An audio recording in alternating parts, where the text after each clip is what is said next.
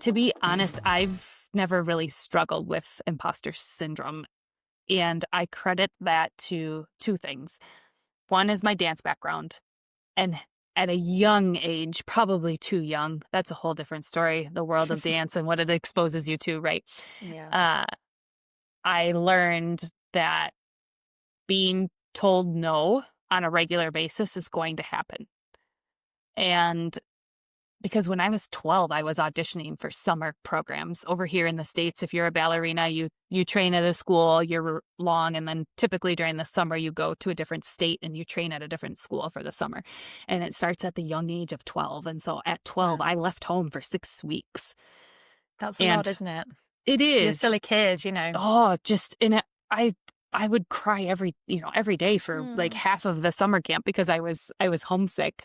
Uh, Yeah, I bet. but at the same time, I loved it, and I could get enough of it. So it was very confusing at such Mm. a young age, but I felt that was what you had to do because ballerinas, I started my professional career at age 17 and I was retired by age 24. So talk about Yeah. having to grow up really fast. But I will say that that is what built my resilience because I think if you're not exposed to the world of ballet, and I'm sure this is probably true in other professions, but I look at, because again, this is what I know, my friends that I went to school with, like they played sports through our school and everybody made the team and they never had to try out for anything and they never had to audition and they were never told no. Mm. So then all of a sudden you go to college and again, you're studying, you're not like interviewing for jobs or anything. So then by the age of like 22, 23, you start interviewing for your first job and you're told no for the first time in your life, maybe. And it's Yeah. like, It's crushing. Yeah. it's crushing. But now Mm. put yourself in my shoes. I've been told no on a daily basis since I was 12 years old from someone other than my parents and other than my teachers. Mm.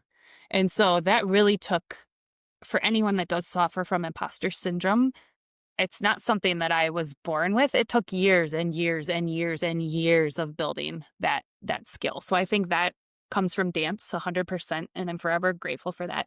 The other part of it is my parents. So I have two older brothers, and all three of us are entrepreneurs. Amazing. Okay. And so how do you figure that out? Where does that come from? And I always say it has to come from our parents, right? That's the only commonality that all three of us have. They believed in us so much. And we were brought up in a world where they would do anything that they could to be able to support us in our dreams. And they actually never told us no. If there was something that we wanted to do and they could help make it possible, they would help make it possible. They would get us to where we needed to go. Both of my brothers ended up playing college football. No one from our community, from our high school, had ever gone on and played at a collegiate level. And they would both attribute that to my parents. My parents were the ones that were taking them on college visits and helping them decide and make those decisions and go on and succeed in college playing football. And same thing with my parents. Like I had an opportunity at 17 years old to leave home and become a professional dancer. And they had no idea, right? Neither one of them danced. Obviously, my brothers didn't dance being football players.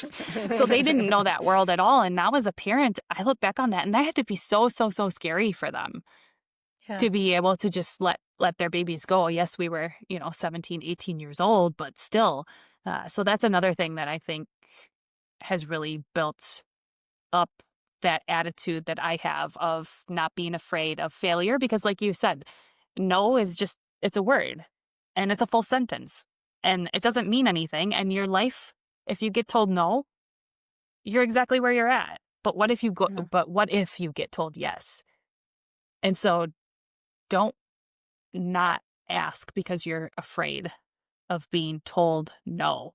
Ask because there's a possibility that you might hear yes.